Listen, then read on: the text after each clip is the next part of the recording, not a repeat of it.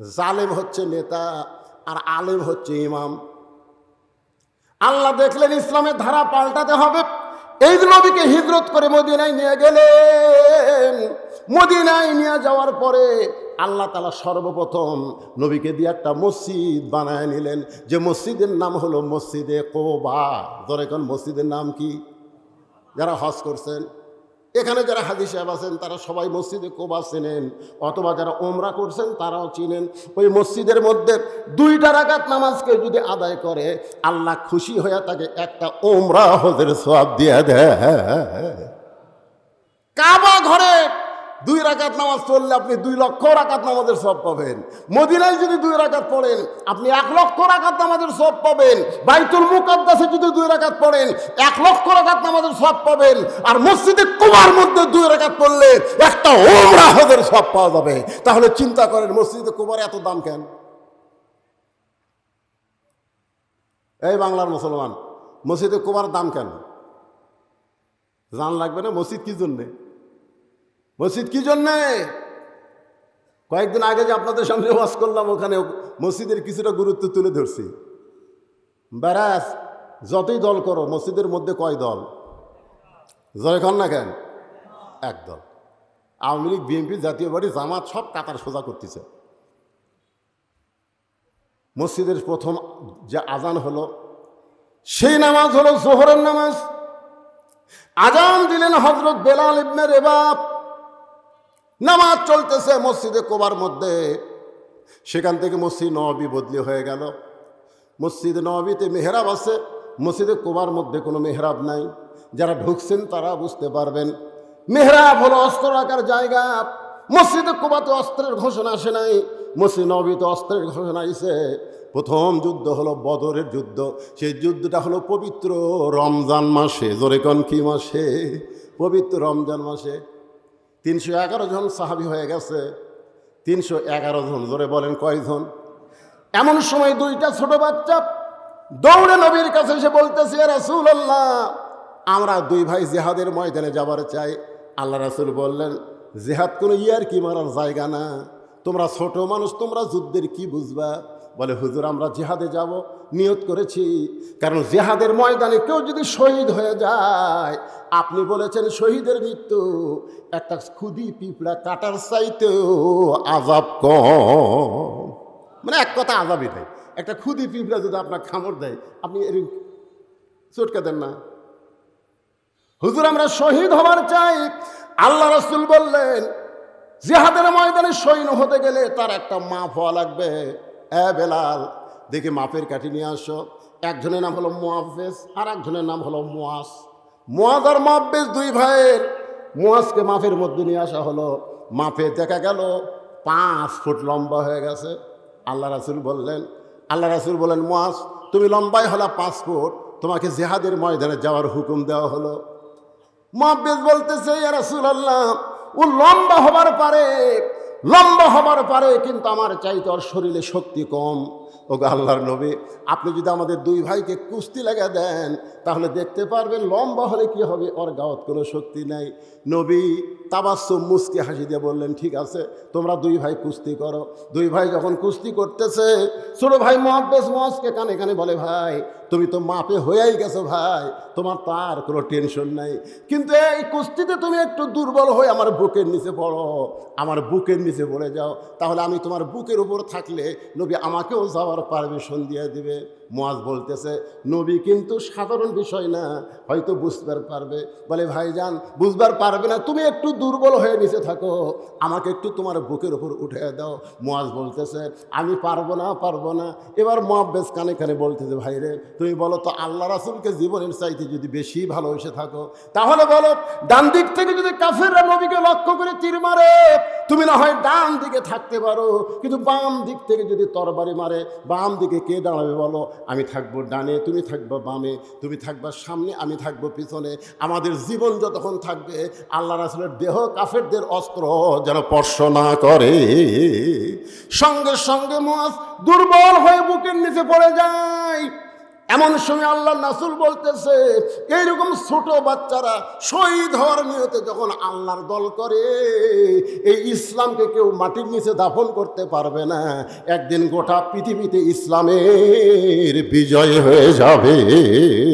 লিল্লাহে তাকবীর।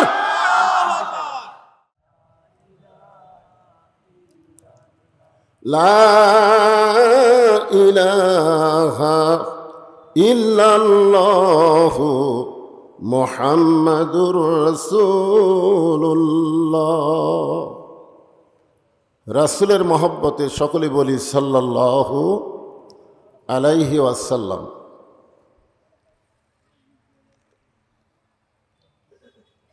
চক ভোলাই নুরুল কোরআন হাফিজি মাদ্রাসার উন্নয়ন কল্পে আজকের এই তাফসীরুল কোরআন মাহফিলের সম্মানিত সভাপতি মোহাম্মদ আব্দুর রাকিব, আজকের এই মাহফিলের সম্মানিত সভাপতিকে অন্তরের অন্তঃস্থল থেকে আমি শুভেচ্ছা জ্ঞাপন করছি। সম্মানিত প্রধান অতিথি এস এম রোহানি সুলতান মাহমুদ গামা, সম্মানিত এমপি সাহেব, সম্মানিত বিশেষ অতিথিবৃন্দ, সকলকেই অন্তরের অন্তঃস্থল থেকে আমি শুভেচ্ছা জ্ঞাপন করছি। এই মুহূর্তে আমার সামনে যারা বসে আছেন, অত্যন্ত গরমের ভিতরে খুব কষ্ট করে এত রাত পর্যন্ত যেনারা বসে আছেন, যেনাদেরকে আল্লাহ দয়া করে রহম করে জান্নাতের বাগানে কবুল করেছেন, আমি আমার অন্তরের অন্তঃস্থল থেকে আপনাদের সবাইকে শুভেচ্ছা জ্ঞাপন করছি। সম্মানিতা মা বোনেরা, পর্দার অন্তরালে বসে বসে যারা আলোচনা শুনতেছেন, তাদেরকেও শ্রদ্ধা জ্ঞাপন করে এই মুহূর্তে আমি জানতে চাচ্ছি আপনারা সকলে কেমন আছেন। যে আমি গত 2 দিন হলে শারীরিকভাবে একটু অসুস্থ, তারপরেও আল্লাহ পাক আপনাদের সামনে আমাকে আসার মতন তৌফিক দিয়েছেন। যে আল্লাহ তাআলা শারীরিক সুস্থতা সহকারে মানসিক প্রশান্তির জন্যে এই কঠিন গরমে জান্নাতের বাগানে আমাদের কবুল করলেন, আমরা খুশি না বেজার? তাহলে জবান খুলে সমস্বরে সকলে বলবো, রব্বানা লাকাল হামদ হামদান কাসীরান তাইয়িবান মুবারাকান ফিহি। আমি এখানে এসেছি এশার নামাজের অনেক আগে, কিন্তু উঠতে উঠতে রাত অনেক বেশি হয়ে গেছে। একে তো গরম, তারপর আবার রাত বেশি।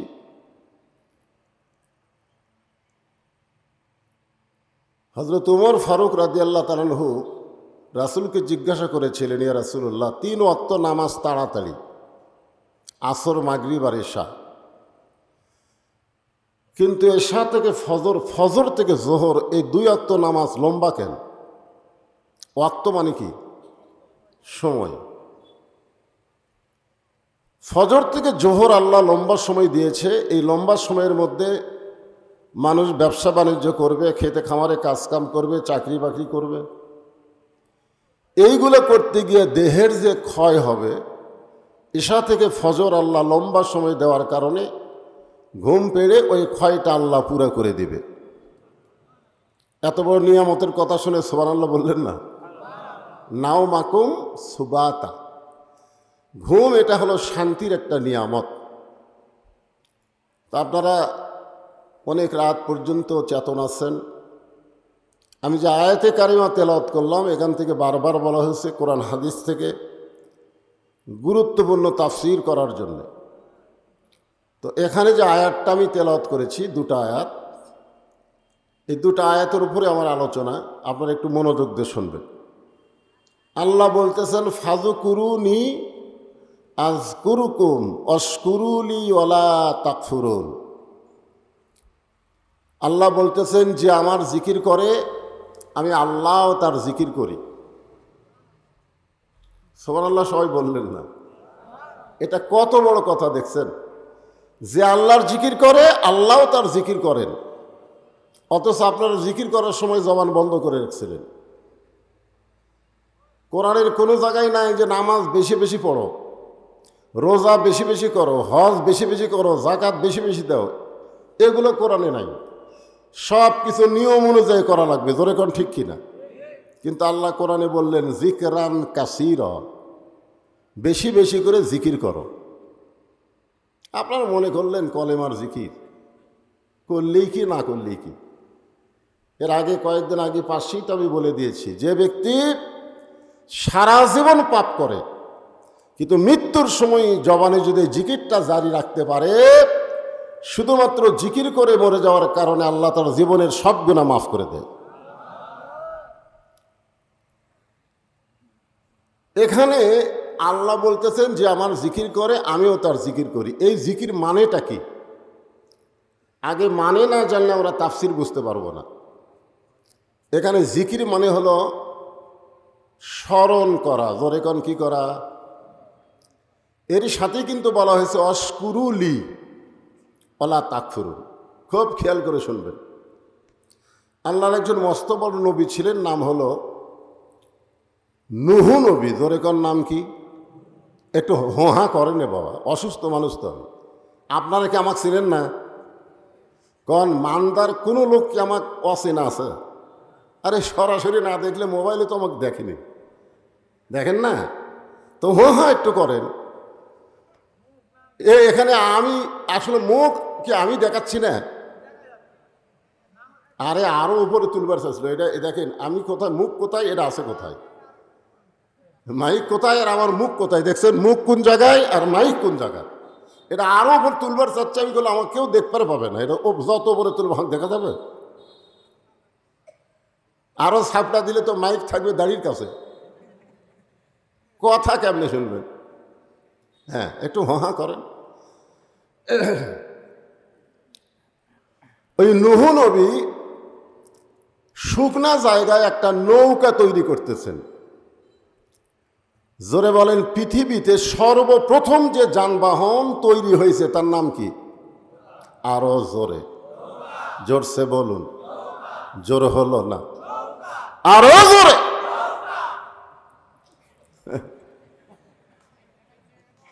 গামা সাহেব যদি এ কথা শুনতে পায়, গামা,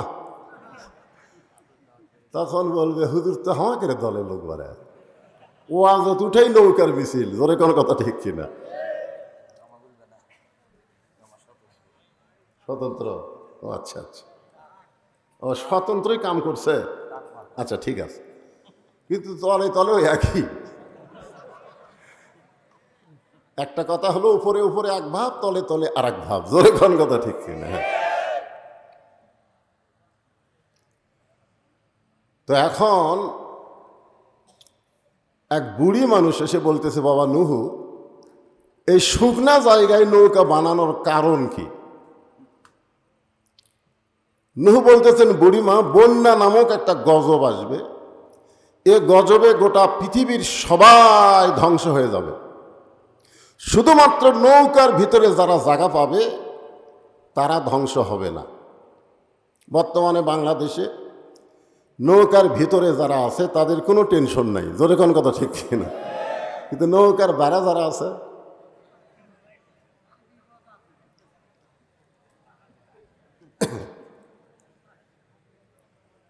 বুড়ি বলতেছেন, বাবা নূহ, এই ছোট্ট নৌকায় সবাই যদি উঠতে চায় বাঁচার জন্যে, এই নৌকার কি জায়গা হবে?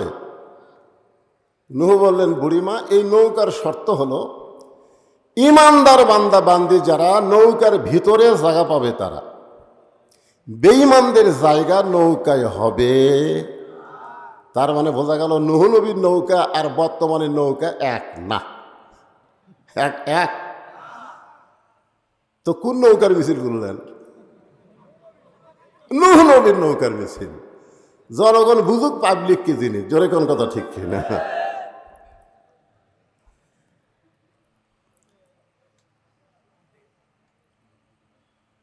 ইমানদার বান্দা বান্দি যারা নৌকার ভিতরে জায়গা পাবে তারা। সঙ্গে সঙ্গে বুড়ি বললেন, বাবা নূহ, আমি নৌকায় জায়গা নিবার চাই। নূহ বললেন, বুড়িমা তাহলে আপনি পড়েন লা ইলাহা ইল্লাল্লাহু নূহু নবিয়ুল্লাহ। আচ্ছা, নূহ নবীর কলমা পড়তে আমাদের কোনো অসুবিধা আছে? লা ইলাহা ইল্লাল্লাহ পর্যন্ত সব নবীরই কলমা। ওই বাবা আদম থেকে আমাদের নবী পর্যন্ত সমস্ত নবীরাই লা ইলাহা ইল্লাল্লাহ। আপনারা যদি খ্রিস্টানক বলেন, খ্রিস্টানের লা ইলাহা ইল্লাল্লাহ ঈসা রুহুল্লাহ পর্যন্ত বলবে। যদি ইহুদি বলেন লা ইলাহা ইল্লাল্লাহ মুসা কালিমুল্লাহ পর্যন্ত বলবে। কিন্তু মুসলমানকে যদি বলেন, মুসলমান সব নবীকেই ভালোবাসে। জোরে কোন কথা ঠিক কি না? ইহুদিরা মুসার পরে আর কোনো নবী মানে না, খ্রিস্টানেরা ঈসা নবীর পরে কোনো নবী মানে না, আর মুসলমানেরা মোহাম্মদ নবীর উম্মত হলেও সমস্ত নবীকে তারা সম্মান করে। জোরে কোন ঠিক কি না? এই জন্য ইসলাম ধর্মে কোনো কৃপণতা। তাহলে সবাই একটু ঝাঁকি দিয়ে বলেন লা ইলাহা ইল্লাল্লাহু নূহু নবিয়ুল্লাহ। নূহ নবী বললেন, বুড়িমা আপনার আর কোনো চিন্তা নাই। শোনালো বলেন, ইন্নাল্লাযীনা ক্বালু রাব্বুনাল্লাহু সুম্মা ইসতাকামু তাতানাজ্জালু আলাইহিমুল মালাইকা আল্লা তাখাফু ওয়ালা তাহজানু ওয়া আবশিরু বিল জান্নাহ।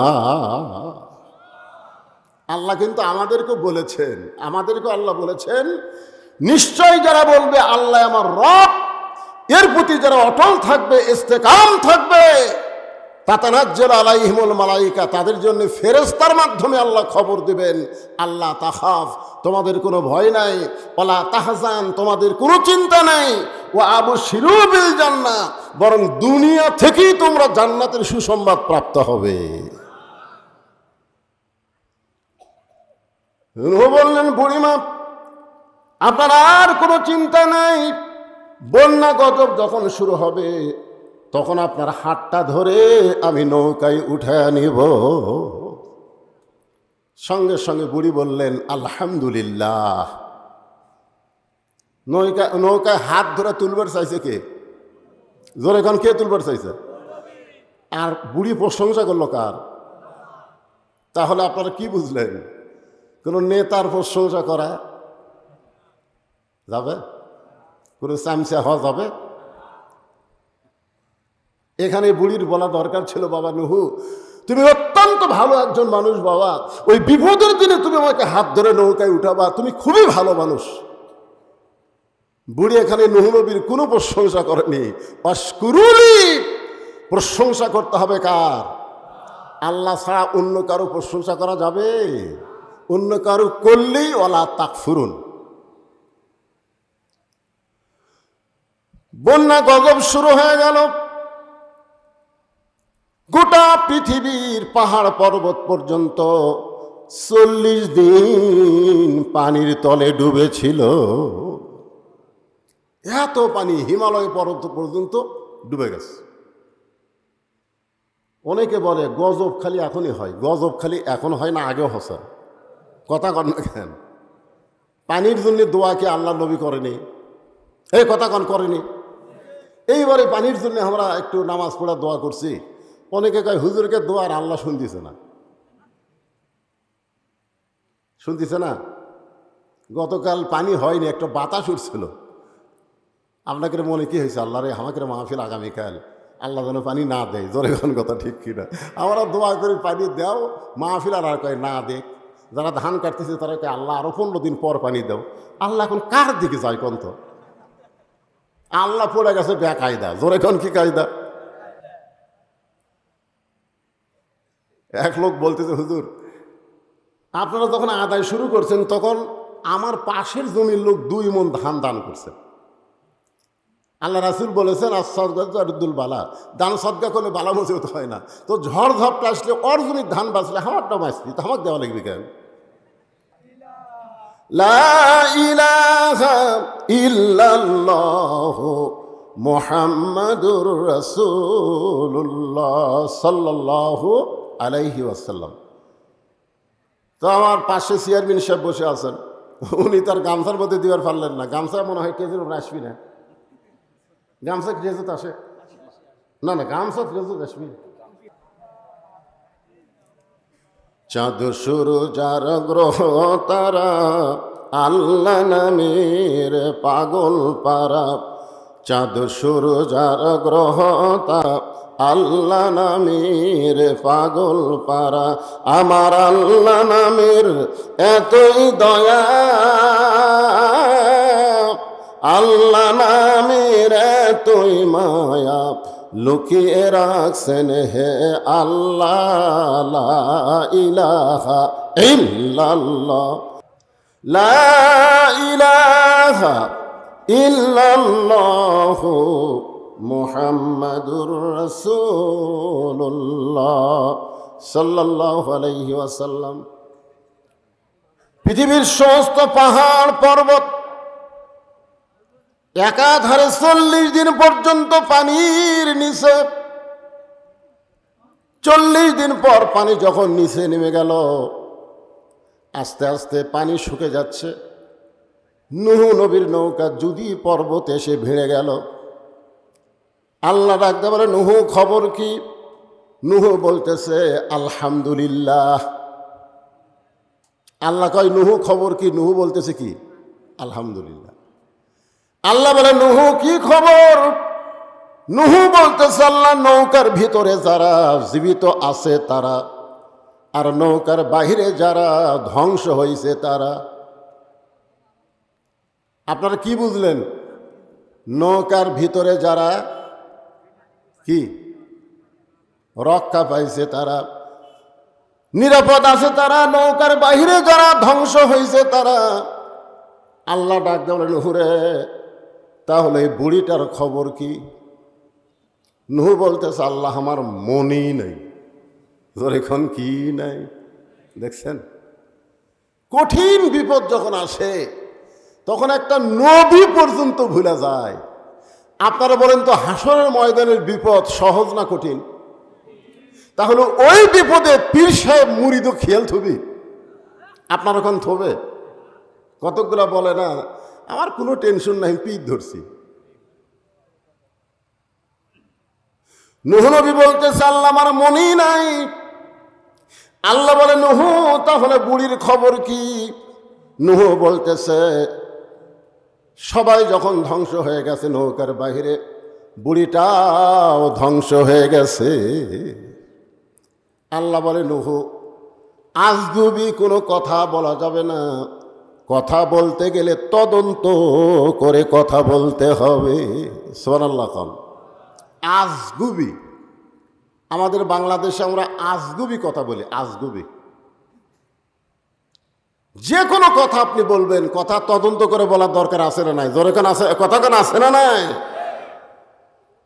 আজকে আমাদের বাংলাদেশে অনেক বিষয় আমরা কোনো তদন্ত করি না, বিনা তদন্তে আমরা রিপোর্ট দেই।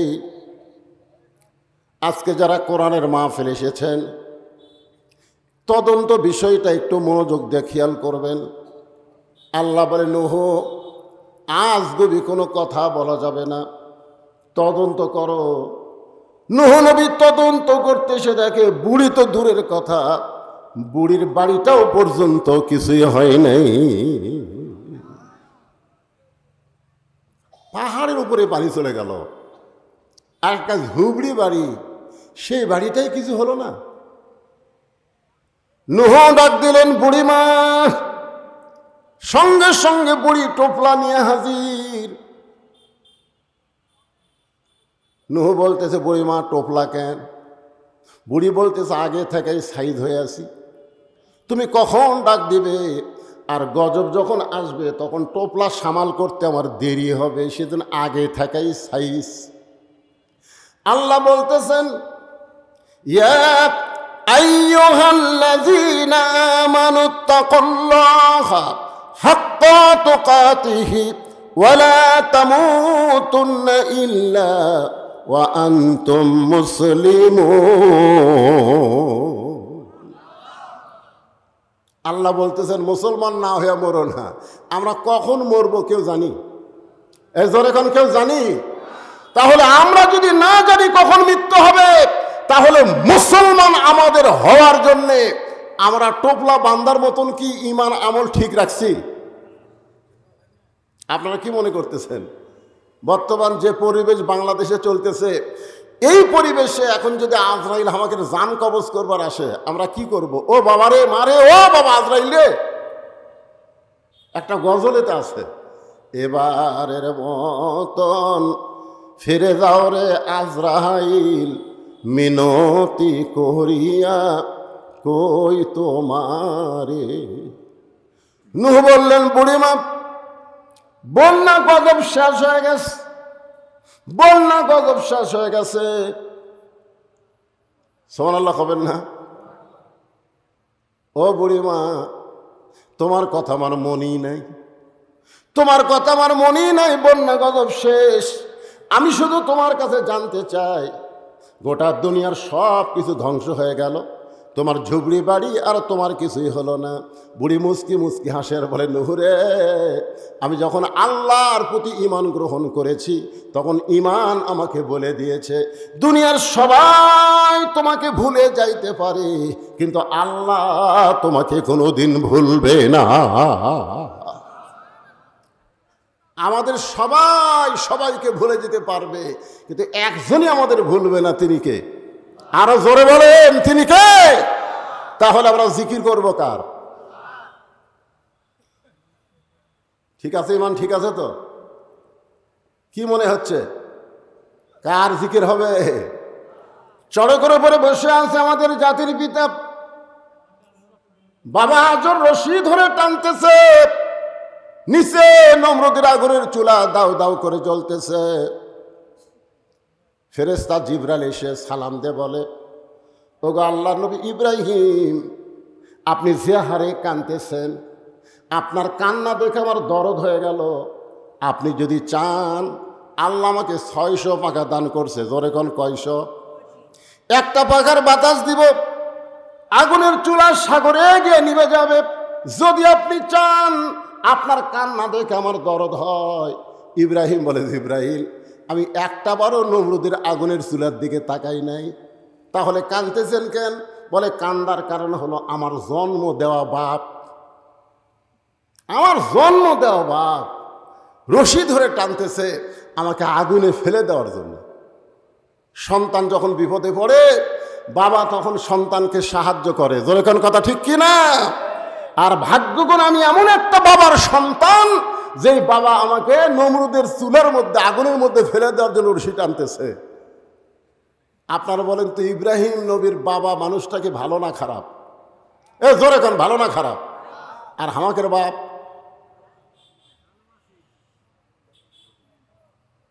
যেই বাবা নিজে নামাজ পড়ে, ছেলে নামাজ পড়ে না, এই বাবা ইব্রাহিম নবীর বাবার চাইতেও খারাপ বাপ। যেই বাবা তার সন্তানকে একদম বাগদম প্রাইমারি ভর্তি করে দেয়, হাফেজি মাদ্রাসায় ভর্তি করে দেয় না, এই বাপ ইব্রাহিম নবীর বাপের চাইতেও খারাপ বাপ। কথা কর না কেন? এইবার কথা বন্ধ হলো কেন? আপনি সত্যি করে বলেন তো, প্রাইমারির যদি আপনার সন্তানকে ভর্তি করে দেন, ওই সন্তান পাক হবে না নাপাক হবে? একেবারে পাক নাপাক আপনারা বোঝেন না। কারণ পাক হবে না নাপাক হবে? আর এই হাফিজি মাদ্রাসায় যদি আপনার সন্তান ভর্তি করে দেন, ওই নাপাক হবে না পাক হবে? কারণ কি? কারণ হাফিজি মাদ্রাসায় যে শিক্ষা দেওয়া হয়, সেইটা ধরবার গেলেই পবিত্র হইয়া ধরা লাগবে। যখন কথা ঠিক কথা কন। আল্লাহ কোরআনে বলেছে, লা ইয়ামাসসুহু ইল্লাল মুতাহহারুন, ততক্ষণ পর্যন্ত তুমি পবিত্র না হবে ততক্ষণ কোরআন স্পর্শই করতে পারবে না। যেই কোরআন ধরতে গেলে পবিত্র হতে হয়, সেই কোরআনের সমাজ যদি বাংলাদেশে চালু হয়, বাংলাদেশ কেমন দেশ হবে এটা বাংলার মুসলমান কল্পনাই করতে পারতেছে না। জোরে কোন কথা ঠিক কিনা? একবার যদি কল্পনায় আনতে পারত, তাহলে মানুষের তৈরি আইন এইটা গ্রহণ করতো না। আল্লাহর কোরআন আইন বাস্তবায়ন করার জন্য নিজের জীবন আল্লাহ রাস্তায় কুরবানি দিয়ে দিত। জোরে করে কথা ঠিক কিনা? কারণ আল্লাহ রাসূল বলেছেন, মান সাআলাল্লাহু তাআলা আর শাহাদাতি বিসিদিকিন বাল্লাগাহুল্লাহু মানাজিলাশ শুহাদা ওয়াই মাতা আলা ফিরাশিহি। হাদিসের বাংলা অর্থ হলো, এই বাংলাদেশে কোরআনের আইন চালু হবে, কলেমার পতাকা পথ পথ করে উড়বে, এই নিয়তে যারা ইসলামী আন্দোলন করে আল্লাহ রাস্তায় শাহাদতের তামান্না নিয়ে চলে, আল্লাহ রাসূল বলেছেন ওই মাতা আলা ফিরাশিহি, সে যদি নিজের বিছনায় মৃত্যুবরণ করে বাল্লাগাহুল্লাহু মানাজিলাশ শুহাদা, হাসরের ময়দানে আল্লাহ তাকে শহীদদের কাতারে দাঁড় করাইয়া দিবে। আপনারা বলেন তো, শহীদের কোনো হিসাব আছে? এ কথা কর নাই, শহীদের কোনো হিসাব আছে? আর যারা আল্লাহ রাস্তায় শহীদ হয় তাদের মৃত্যুর কোনো যন্ত্রণা হয়? এ বাংলাদেশের কতকগুলা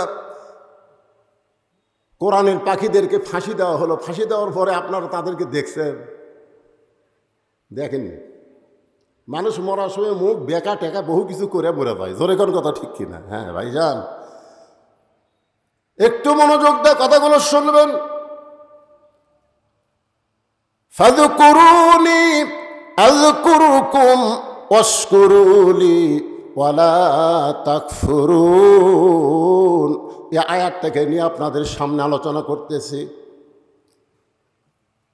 বাবা আমাকে রশি ধরে টানতেছে আগুনে ফেলে দেওয়ার জন্যে। রে জিবরাইল, নমরুদের চুলার দিকে আমি একবারও তাকাই নাই, কারণ আমার ঈমান বলতেছে আগুনের মালিক নমরুদ না, আগুনের মালিককে। সবাই বলেন আগুনের মালিককে। নমরুদ আগুন জ্বালাবার পারবে, কিন্তু পুরানোর ক্ষমতা নমরুদের হাতে নাই। হাসবি আল্লাহ, পড়েন হাসবি আল্লাহ নিমাল ওয়াকিল অনিমাল মৌলা অনিমান নাসির। আল্লাহু আকবার কর না আপনারা, কি কথা রে বা? আমি শুনলাম এলাকাত নাকি কোরআনের দলের লোক বেশি, আর কোরআনের আয়াত তেলাওয়াত হয়, আল্লাহু আকবার কয় না। বাংলাদেশে বড় বড় দল যেগুলো আছে, যাকে আমরা বড় বড় দল বলি, এই বড় বড় দলের মধ্যে আল্লাহু আকবার নাই। জোরে কোন কথা ঠিক কথা কর না কেন? হ্যাঁ, ওরকে বহু মিছিল আমরা শুনছি, জীবনে কোনোদিন আল্লাহু আকবার শুনছেন? যদি কেউ ভুল করে আল্লাহু আকবার দেয়, ইচ্ছা করে তো দিবি না, ভুল করে যদি দেয় ওর ঘাট ধরে বার করে দিবি। কিন্তু আমাদের দলের তো এই স্লোগান নাই। তা আপনারা কি সেই দলের মানুষ? তো কোরআনের আয়াত শুনলে ঈমান বাড়ে না কমে? একই কথা কয়দিন শুনবে? আল্লাহর কোরআনের আয়াতটাকে শোনেন, দেখি আপনাকে ঈমান কি বোঝে। ইন্নামাল মুমিনুনা আল্লাযীনা ইযা যুকিরাল্লাহু ওয়াজিলাত কুলুবুহুম ওয়া ইযা তুলিয়াত আলাইহিম আয়াতুহু জাদাতুহুম ঈমানা ওয়া আলা রাব্বিহিম ইয়াতাওয়াক্কালুন।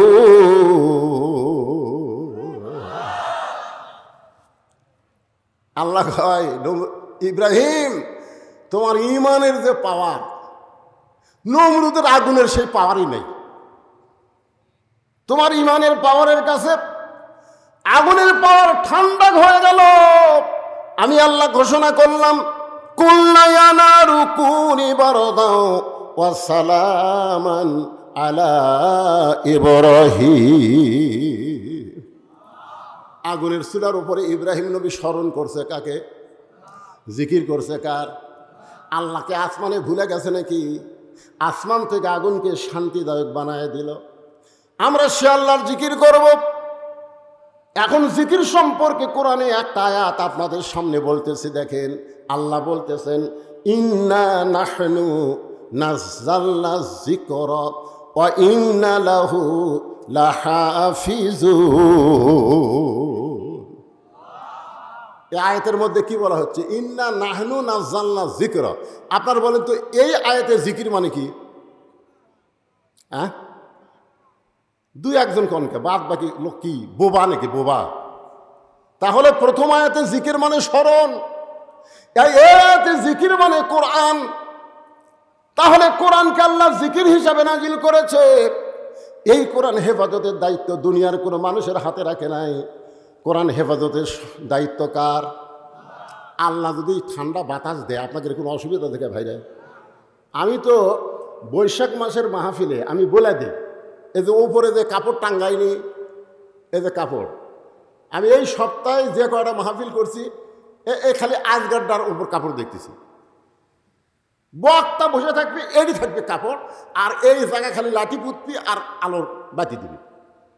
সামান্য বাতাস ওটা কাপড় দিতে ছেড়ে এখন এরা করে হাঁ করে এই টাকা দাও, মাঝে সাথে আদা এই টাকা ওরকম দিতে শেষ। কারণ বৈশাখ মাসের বাতাস তো আক্কেল নাই, জোরে কোনো কথা ঠিক কিনা, ভিতরে ঘুরবি চাঙা দিয়ে তুলে যায়। বাতাস হোক, যে আবহাওয়া গরম আবহাওয়া হয়েছে, একটু বাতাস হোক। আপনার উপর দিক না তাকায়া এই কালো মানুষের দিকে একটু তাকায় থাকেন, অসুস্থতা নিয়ে আলোচনা করতে যে ভাইজান একটু মনোযোগ দিয়ে শুনবেন। তাহলে এখানে জিকির মানে কি? ইন্না, আরেকবার কই, আরেকটা কই, তাহলে বুঝতে পারবেন। ইন্না নাহনু নাযালনা যিকরা ওয়া ইন্না লাহু লাহাফিজুন। এখানে জিকির মানে আপনার সবাই এক বাক্যে বলেন কোরআন, জোরে বলেন। এই কোরআন হেফাজতের দায়িত্ব কার? পৃথিবীর সমস্ত মানুষ যদি কোরআনের বিরুদ্ধে লাগে, আল্লাহ বলেছেন ইউরিদুনা লিউতফিউ নূরাল্লাহি বিআফওয়াহিহিম ওয়াল্লাহু মুতিম্মু নূরিহি ওয়ালাউ কারিহাল কাফিরুন। বাংলাদেশের সমস্ত মানুষ মুসলমান হয়েও যদি কোরআনের আইন না চায়, আল্লাহর কোনো ক্ষতি হবে না। জোরে কোন কথা ঠিক কিনা? আল্লাহর কোনো ক্ষতি হবে?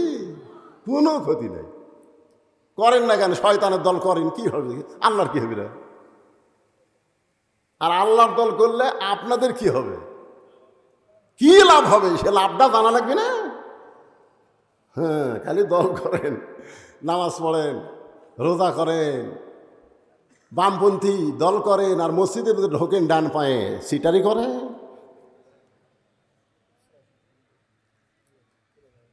শোনেন, প্রথম একটা আয়াত নাজিল হলো, রাসূল তখন মদিনায় নামাজ পড়াচ্ছেন। আয়াতটা নামাজের মধ্যে আল্লাহ তাআলা রাসূলের উপর নাজিল করলেন, নামাজের ভিতরেই আল্লাহ ওহী নাজিল করলো। আয়াতটা হলো ইয়া আইয়ুহান নাবিয়্যু হারজিল মুমিনিনা আলাল কিতাল। আমার আগে সাফি ওয়াজ করলো না, সাফি খালি না, বাংলাদেশের অধিকাংশ বক্তারা এই ভুলটা করে। বলে মুনাফিক সর্দার হলো আব্দুল্লাহ ইবনে উবাই। আব্দুল্লাহ ইবনে উবাই হলো একজন সাহাবী। আব্দুল্লাহ ইবনে উবাই হলো একজন সাহাবী। উবাইয়ের বেটা আব্দুল্লাহ, উনি আব্দুল্লাহ ভালো মানুষ, কিন্তু উবাই ইবনে খলফ যিনি মুনাফিকের সর্দার, তার নাম হলো উবাই ইবনে খলফ। জোরে কোন নাম কি? আর এক জায়গাতে আছে উবাই ইবনে সলুল। হ্যাঁ, উবাই ইবনে সলুল না উবাই ইবনে খলফ। আর আব্দুল্লাহ ইবনে উবাই একজন সাহাবী। আর আমরা একটা সাহাবী খেলে মুনাফিক বলে যাচ্ছি। আমার কথা কি বুঝতে পারছেন? হ্যাঁ। তো উবাই ইবনে খলফ সামনে কাতারে নামাজ পড়ে, টুপি ঠিক, দাড়ি ঠিক, জুব্বা ঠিক, পাগড়িও ঠিক। এখানে আবু বকর রাদিয়াল্লাহর পাশে নামাজ পড়ে। আয়াত যখন নামাজের মধ্যে নবীর উপর নাজিল হলো, তখন নবী নামাজের সালাম ফিরায় সাহাবীর দিকে মুখ করলেন। মুখ করে বললেন, সাহাবীরা, আল্লাহ পাক একটা আয়াত আজকে নামাজের মধ্যে আমার উপর নাজিল করেছে।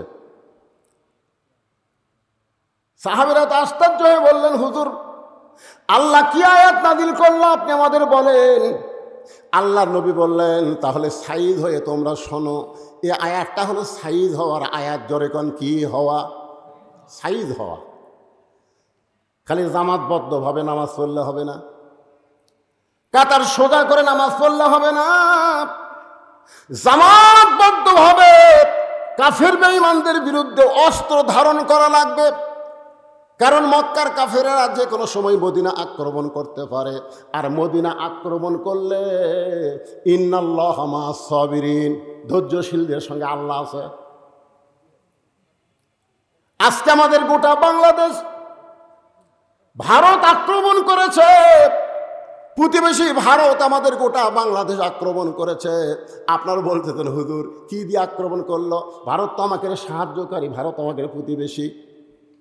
আপনি জানেন না, ভারত অস্ত্রর চাইতো মারাত্মক অস্ত্র দিয়া আমাদের বাংলাদেশকে আক্রমণ করে আমাদের ঘরের বউ পর করে দিছে। কথা কন না কেন ভাই? আপনাকে গ্রামত কি ডিশের লাইন নাই?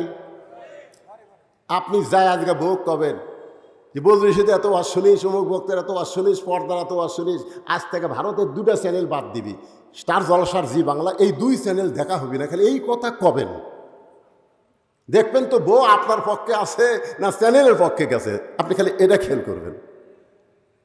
শোনেন, মেয়ে মানুষকে যদি দখল করে, মরদ মানুষ দখল হতে কোনো দেরি নাই, কারণ মেয়া দিয়েই বাংলাদেশ চলতেছে। তোর কোন কথা ঠিক কিনা ভাই?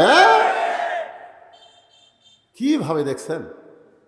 ভারত আমাকে যুদ্ধ করা লাগবে কে রে? এমনভাবে মাল দিয়ে দিচ্ছে আমাদের ছেলেমেয়েকে, যুবকদেরকে, যুবকগুলো সব নষ্ট হয়ে গেছে। একটু মনোযোগ দিয়ে কথাগুলো শুনবেন। যদি মক্কা মদিনা আক্রমণ করে, দোয়া দরুদ দিয়া মদিনা রক্ষা করা যাবে না। ওই কাফের বেঈমানদের বিরুদ্ধে অস্ত্র ধারণ করা লাগবে, যুদ্ধ করা লাগবে। সুবহানাল্লাহ।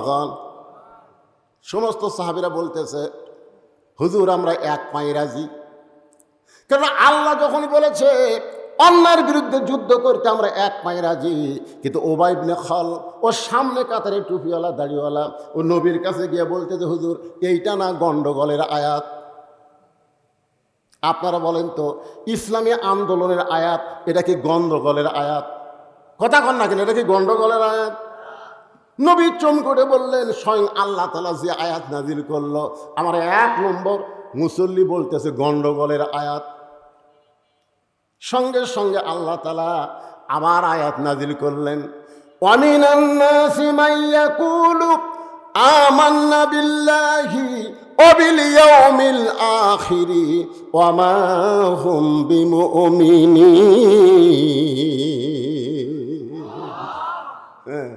মানুষের মধ্যে অনেক টুপিওয়ালা, দাড়িওয়ালা, জুব্বাওয়ালা, নামাজিওয়ালা থাকবে, আল্লাহ বিশ্বাস করবে, আখিরাত বিশ্বাস করবে। আল্লাহ বলেছে ওরা মুমিনই না, ওরা মুমিন নয়, ওরা হলো মুনাফিক। বাংলাদেশে আল্লাহর কোরআন দিয়ে চলুক, এই নিয়ত যদি কারো অন্তরে না থাকে, ওরা একটা ইবাদত আল্লাহর দরবারে কবুল হবে না। জোরে কোন কথা ঠিক কি না? আপনারা বলেন তো, যতগুলা শায়েক আমাদের বাংলাদেশে আছে, এই শায়েকের মধ্যে কোন আন্দোলন আছে? এ কথা বল না কেন আছে? আমি তো মনে করি এই শায়েকেরা হয়তো শয়তানের কাছ থেকে কিছু পায়। একটা শালা ওই ইসলামী আন্দোলনের একটা কথাও কয় না। তোরে কথা কন না কেন ভাই? এই শায়েক কিন্তু বেশি দিন আগে থেকে শুরু হয়নি, এটা শুরু হচ্ছে বছর 15 আগে থেকে। আগে মাওলানা ছিল, হজরত মাওলানা ছিল, ছিল হঠাৎ এই শায়েক, এক শায়েক এক কথা বলছে, আর এক তাহেরি সেটা লেগে গেছে। এখন ফেসবুক খুলে দেখেন, ও রে বাবা রে, নবী কখন থেকে কি হলো, এই যে আমাদের বাংলাদেশের যুবকেরা মাথা শেষ, নামাজ পড়ে কি হবি রে? তাহেরি একটা কয়, আহমদুল্লাহ একটা কয়, ফের তোর নামাজ পড়ে কি হবে, এই কথা তো কে বলো? না হুজুর আর ঠিক নাই। কি তুমি যত বড় আলেম হও, তোমার জবান দিয়ে যদি ইসলামী আন্দোলনের কথা না আসে, বাতিলের বিরুদ্ধে হকের পক্ষে কথা না আসে, তোমার একটা আমল আল্লাহর দরবারে কবুল হবে না। জোরে কোন কথা ঠিক কিনা? ডাইরেক্ট যদি বলবার না পারো, আল্লাহ বলেছেন, উদউ ইলা সাবিলি রাব্বিকা বিল হিকমা, বদরুশদের মতন হিকমতের সাথে কও। জোরে কোন ঠিক কেন? আমি কি ডাইরেক্ট কই? আমি অ্যাঙ্গেলে মারি, তাই বলে কি হক কথা বলা লাগবে না? সবাই আমার সঙ্গে পড়েন, কুল জাল হক, পড়েন, কুল জাল হক ওয়া যাহাকাল বাতিল ইন্নাল বাতিলা কানা যাহুকা। তাহলে কোরআন হেফাজতের দায়িত্ব কার? মক্কার কাফেররা চেষ্টা করলো, যার উপর আল্লাহ কোরআন নাজিল করতেছে তাকে যদি হত্যা করা হয়, তাহলে কোরআন এমনি দুনিয়া থেকে নিভে যাবে। আল্লাহ নবীকে হত্যা করার পরিকল্পনা করলো, অর্থাৎ কোরআনকে দুনিয়া থেকে বিদায় করার পরিকল্পনা করলো। গভীর রাত্রে মক্কার 37টা গোত্রের 37 জন নেতা আল্লাহ নবীর বাড়ির চারিধার ঘেরাও করলো এই জিকিরকে হত্যা করার জন্যে। আসলে নবী হত্যা না, আল্লাহর কোরআনকে দুনিয়া থেকে নিপাত করার চেষ্টা করলো। আল্লাহ বললেন, হাবিব দীর্ঘ 13 বছর মক্কায় কলেমার দাওয়াত দিলেন, মুসলমানের সংখ্যা হলো মাত্র 320 জন। এইরকম দাওয়াত দেয় ইসলামের বিজয় সম্ভব না। ওরা যখন চাচ্ছে কোরআনকে নিপাত করতে, আপনাকে হত্যা করতে, আপনি গভীর রাত্রে মক্কা থেকে মদিনায় হিজরত করেন। ওই কাফেরদের চোখ ডাঙ্গাইয়া আল্লাহ নবী আবু বকরকে সঙ্গে করে মদিনায় চলে আসলেন। মাত্র 8 বছর পর আল্লাহ তাআলা যেই মক্কা থেকে নবীকে মদিনায় পাঠাইছিলেন, ওই মক্কা আবার বিজয় দিয়া দিলে। সবাই পড়েন আমার সঙ্গে, ইজা জা আনাসরুল্লাহি ওয়াল ফাতুহ ওয়া রাআইতান নাসা ইয়াদখুলুনা ফি দীনিল্লাহি আফওয়াজা ফাসাব্বিহ বিহামদি রাব্বিকা ওয়াস্তাগফির ইন্নাহু কানা তাওয়াবা। এখন আপনাদের কাছে আমার একটা প্রশ্ন, সে প্রশ্নটা হলো, আপনারা বলেন তো, মক্কায় রাসূল কত বছর কলেমার দাওয়াত দিছে? আচ্ছা, আপনারা কি আমার কথা বুঝবার পারতেছেন না, না রাগ করে উত্তর দিচ্ছেন না? কোনটা? তো কথা কন না, কথাগুলি তো সওয়াব। 13 বছর দাওয়াত দিয়ে মুসলমানের সংখ্যা হলো মাত্র 320 জন। তার মধ্যে 17 জনকে ওরা মারিয়াই পিটাই মারিছে। 320 জনের মধ্যে কয়জন মারছে? 17 জনকে ওরা পিটাই মারিছে পারে। তাহলে 13 বছরের আয় হলো 303 জন। এই 303টা আয় নিয়ে নবী হিজরত করলেন মদিনায়। মদিনায় 8 বছরে 10,000 সাহাবী নিয়ে মক্কা বিজয় হয়ে গেল। তাহলে 13 বছরে 320 জন আর 8 বছরে 10,000। কোন ইসলাম? মক্কার ইসলাম না মদিনার ইসলাম? কোনটা চান আপনারা? কথা কয় না। মক্কার ইসলাম খালি পিটন খাওয়া, আর মদিনার ইসলাম খালি পিটন খাওয়া না, মারবো। হ্যাঁ, আজকে বাংলাদেশে মক্কার ইসলাম চলতেছে খালি পিটন খাওয়ারটা। ধরে কোনো কথা ঠিক কিনা? পিটন দেওয়ার ইসলাম নাই ভাই রে। যারা ইসলামে আন্দোলন করতেছে তারাও হিকমত অবলম্বন করতেছে। এই যে সামনে নির্বাচন, এখনো যায়নি। হিকমত করতে করতে আমি এক ওয়াজে বলি, চৌরাশা চুরি করতেছে আর ওই হিকমত অবলম্বন করছে, ইন্নাল্লাহা মা'আস সাবিরিন, ধৈর্যশীলদের সঙ্গে আল্লাহ আছে। এই কয়ে ধৈর্য ধারণ করতেছে, এদিকে চোর সব নিয়ে চলে গেছে। ওই হিকমতে আছে, ওই হিকমতে আছে। আমাদের বগুড়াতে একবার ওই ভোট কেন্দ্র দখল করবে আওয়ামী লীগ, বিএনপিও ডানাস, আওয়ামী লীগ ডানাস। ভাই, যারা ভোট কেন্দ্র দখল করে যাচ্ছে ওকে 3 ডাক পিটাই মারিছে। এই মারা মাত্র 1 জায়গাত মরিছে, সঙ্গে সঙ্গে গোটা কাহার নন্দীগ্রাম আর কোনো জ্ঞানজাম নাই। জালেম হচ্ছে নেতা আর আলেম হচ্ছে ইমাম। আল্লাহ দেখলেন ইসলামের ধারা পাল্টাতে হবে, এই নবীকে হিজরত করে মদিনায় নিয়ে গেলেন। মদিনায় নিয়ে যাওয়ার পরে আল্লাহ তাআলা সর্বপ্রথম নবীকে দিয়ে একটা মসজিদ বানায় নিলেন, যে মসজিদের নাম হলো মসজিদে কোবা। ধরে কোন মসজিদের নাম কি? যারা হজ করছেন, এখানে যারা হাজী সাহেব আছেন তারা সবাই মসজিদে কোবা চেনেন, অথবা যারা ওমরা করছেন তারাও চিনেন।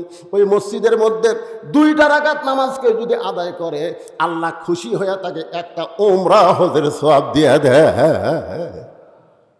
কাবা ঘরে 2 রাকাত নামাজ পড়লে আপনি 2 লক্ষ রাকাত নামাজের সওয়াব পাবেন। মদিনায় যদি 2 রাকাত পড়েন আপনি 1 লক্ষ রাকাত নামাজের সওয়াব পাবেন। বাইতুল মুকাদ্দাসে যদি 2 রাকাত পড়েন 1 লক্ষ রাকাত নামাজের সওয়াব পাবেন। আর মসজিদে কুবার মধ্যে 2 রাকাত পড়লে একটা ওমরা হজের সওয়াব পাওয়া যাবে। তাহলে চিন্তা করেন মসজিদে কুবার এত দাম কেন? এই বাংলার মুসলমান, মসজিদে কুবার দাম কেন জান লাগবে না? মসজিদ কি জন্যে? মসজিদ কি জন্যে? কয়েকদিন আগে যে আপনাদের সামনে ওয়াজ করলাম, ওখানে মসজিদের কিছুটা গুরুত্ব তুলে ধরছি। ব্যারাস যতই দল করো, মসজিদের মধ্যে কয় দল? জয় খান না কেন? 1 দল। আওয়ামী লীগ, বিএনপি, জাতীয় পার্টি, জামাত সব কাতার সোজা করতেছে। মসজিদের প্রথম যে আজান হলো, সেই নামাজ হলো জোহরের নামাজ। আজান দিলেন হযরত বেলাল ইবনে রেবাব। নামাজ চলতেছে মসজিদে কোবার মধ্যে। সেখান থেকে মসজিদ নববী বদলি হয়ে গেল। মসজিদ নববীতে মেহরাব আছে, মসজিদে কুবার মধ্যে কোনো মেহরাব নাই। যারা ঢুকছেন তারা বুঝতে পারবেন। মেহরাব হলো অস্ত্র রাখার জায়গা। মসজিদে কুবাতে অস্ত্রের ঘোষণা আসে নাই, মসজিদ নববীতে অস্ত্রের ঘোষণা আইছে। প্রথম যুদ্ধ হলো বদরের যুদ্ধ। সেই যুদ্ধটা হলো পবিত্র রমজান মাসে। জোরে কোন কি মাসে? পবিত্র রমজান মাসে। 311 জন সাহাবী হয়ে গেছে। 311 জন। জোরে বলেন কয়জন? এমন সময় দুইটা ছোট বাচ্চা দৌড়ে নবীর কাছে এসে বলতেছে, ইয়া রাসূলুল্লাহ, আমরা দুই ভাই জিহাদের ময়দানে যাবার চাই। আল্লাহ রাসূল বললেন, জিহাদ কোনো ইয়ার কি মারার জায়গা না, তোমরা ছোট মানুষ, তোমরা যুদ্ধের কি বুঝবা? বলে, হুজুর আমরা জিহাদে যাব, নিয়ত করেছি। কারণ জিহাদের ময়দানে কেউ যদি শহীদ হয়ে যায়, আপনি বলেছেন শহীদের মৃত্যু একটা খুদি পিঁপড়া কাটার চাইতেও আযাব কম। মানে এক কথা আযাবই নেই। একটা খুদি পিঁপড়া যদি আপনার কামড় দেয়, আপনি এরকম চটকে দেন না? হুজুর আমরা শহীদ হবার চাই। আল্লাহ রাসূল বললেন, জিহাদের ময়দানে শহীদ হতে গেলে তার একটা মাপ হওয়া লাগবে। বেলাল, দেখে মাপের কাঠি নিয়ে আসো। একজনের নাম হলো মুআফেজ, আর একজনের নাম হলো মুয়াজ। মুয়াজ আর মুআফেজ দুই ভাইয়ের। মুয়াজকে মাপের মধ্যে নিয়ে আসা হলো। মাপে দেখা গেল 5 ফুট লম্বা হয়ে গেছে। আল্লাহ রাসূল বললেন, মুয়াজ তুমি লম্বাই হলো 5 ফুট, তোমাকে জিহাদের ময়দানে যাওয়ার হুকুম দেওয়া হলো। মুআফেজ বলতেছে, ইয়া রাসূলুল্লাহ, ও লম্বা হবার পারে, কিন্তু আমার চাইতে ওর শরীরে শক্তি কম। ওগো আল্লাহর নবী, আপনি যদি আমাদের দুই ভাইকে কুস্তি লাগা দেন, তাহলে দেখতে পারবেন লম্বা হলে কি হবে, ওর গাওয়াত কোনো শক্তি নাই। নবী তাবাসসুম মুস্কি হাসি দিয়ে বললেন, ঠিক আছে, তোমরা দুই ভাই কুস্তি করো। দুই ভাই যখন কুস্তি করতেছে, ছোট ভাই মুআজকে কানে কানে বলে, ভাই তুমি তো মাপে হয়েই গেছো ভাই, তোমার তার কোনো টেনশন নাই, কিন্তু এই কুস্তিতে তুমি একটু দুর্বল হয়ে আমার বুকের নিচে পড়ো, আমার বুকের নিচে পড়ে যাও, তাহলে আমি তোমার বুকের উপর থাকলে নবী আমাকেও যাওয়ার পারমিশন দিয়ে দিবে। মুআজ বলতেছে, নবী কিন্তু সাধারণ বিষয় না, হয়তো বুঝবার পারবে। বলে, ভাইজান বুঝবার পারবে না, তুমি একটু দুর্বল হয়ে নিচে থাকো, আমাকে একটু তোমার বুকের উপর উঠে দাও। মুআজ বলতেছে, আমি পারবো না। এবার মুআফেজ কানে কানে বলতেছে, ভাই রে, তুমি বলো তো, আল্লাহ রাসূলকে জীবনের চাইতে যদি বেশি ভালোবেসে থাকো, তাহলে বলো, ডান দিক থেকে যদি কাফেররা নবীকে লক্ষ্য করে তীর মারে, তুমি না হয় ডান দিকে থাকতে পারো, কিন্তু বাম দিক থেকে যদি তরবারি মারে, বাম দিকে কে দাঁড়াবে বলো? আমি থাকবো ডানে, তুমি থাকবো বামে, তুমি থাকবা সামনে, আমি থাকবো পিছনে। আমাদের জীবন যতক্ষণ থাকবে, আল্লাহ রাসূলের দেহ কাফেরদের অস্ত্র যেন স্পর্শ না করে। সঙ্গে সঙ্গে মুআজ দুর্বল হয়ে বুকের নিচে পড়ে যায়। এমন সময় আল্লাহ রাসূল বলতেছে, এইরকম ছোট বাচ্চারা শহীদ হওয়ার নিয়তে যখন আল্লাহর দল করে, এই ইসলামকে কেউ মাটির নিচে দাফন করতে পারবে না। একদিন গোটা পৃথিবীতে ইসলামের বিজয় হয়ে যাবে। লিল্লাহে তাকবীর। রাতও অনেক হয়ে গেছে, কাজ কামের দিন, কি কন? প্রধান অতিথির বক্তব্য শেষ, আর আমি তো অসুস্থ, সেটা ওয়াজের শুরুতেই শুনলেন। এরপরেও জিকির সম্পর্কে আলোচনা শুরু করেছিলাম। শেষ একটা আয়াত বলে আমি আপনাদের সবাইকে নিয়ে আখিরে মোনাজাত করব। এখানে আল্লাহ আর একটা আয়াতে বললেন, ইজা নুদিয়া লিস-সালাহ মিন ইয়াউমিল জুমআ ফাসআউ ইলা যিকরিল্লাহ। এখানে জিকির মানে কি? এই জিকির নিয়েই কিন্তু কথা শুরু হচ্ছে। সে জিকির থেকে আল্লাহর কোরআনকে আপনার জিকির শিকার কোরআনের আলোচনা করতে আজকের মাহফিলের প্রধান অতিথি সাহেব মঞ্চে এসে গেলেন। আমি তাকে নিয়ে সভাপতি সাহেব আমাকে বলতেছে, হুজুর আমি একটু যাবার চাই। বললাম, না আপনি যাইন না, আমি কিছুক্ষণের মধ্যেই।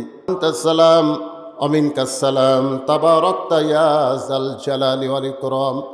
আয় আল্লাহ তাআলা, তোমার নবীর এতিমঘর হাফেজি মাদ্রাসাকে লক্ষ্য করে আজকের এই জান্নাতের বাগান সাজাইছিল আল্লাহ।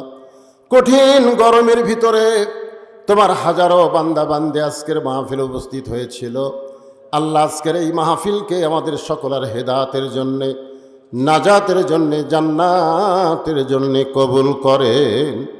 এই মাহফিলের শুরু থেকে শেষ পর্যন্ত যত আলোচনা হয়েছে আল্লাহ, যদি কোনো ভুল হয় মাফ করে দেন, জাহাদিয়া মঞ্জুর করেন। সোনার মদিনায় নবী পাকের রওজা মোবারকে আল্লাহ কবুল করে নেন। তামাম আম্বিয়াই কেরাম, আসহাবে কেরাম, তাবিনী কেরাম, তামাম পৃথিবীর মাটির নিচে যত মুমিন মুমিনা শুয়ে আছে আল্লাহ সকলের আরওয়াহ আর হাদিয়া কবুল করেন। আমরা যারা হাত তুলেছি আমাদের জনম দুঃখনী মা বাবা যাদের কবরে চলে গেছে আল্লাহ মা বাবার কবরকে জান্নাতের টুকরা বানিয়ে দিন। আমাদের বাপ মা যাদের জীবিত আছে আল্লাহ এই নিয়ামতের হায়াত বাড়ায়া দেন। আল্লাহ আমি অসুস্থ, আমার মতো যারা অসুস্থ হাত তুলেছে আল্লাহ সুস্থতার নিয়ামত দান করেন। ফিলিস্তিনের মুসলমানকে আল্লাহ আপনি বিজয় দেন। ফিলিস্তিনের মুসলমান নিজের জন্য যুদ্ধ করে না, তোমার বাইতুল মুকাদ্দাসকে রক্ষা করার জন্য যুদ্ধ করে। আল্লাহ বাইতুল্লাহ তুমি আবাবিল পাখি দিয়া আব্রাহা বাদশাকে ধ্বংস করে দিলে, তোমারই বাইতুল মুকাদ্দাসকে হেফাজত করার জন্য আল্লাহ তুমি মুসলমানদেরকে বিজয়, ফিলিস্তিন মুসলমানদের হেফাজত করো। যারা জীবন দিয়েছে তাদেরকে শাহাদতের মর্যাদা দান করো। যারা আহত অবস্থায় আছে হাসপাতালে তাদেরকে সুস্থতার নিয়ামত দিয়ে দাও।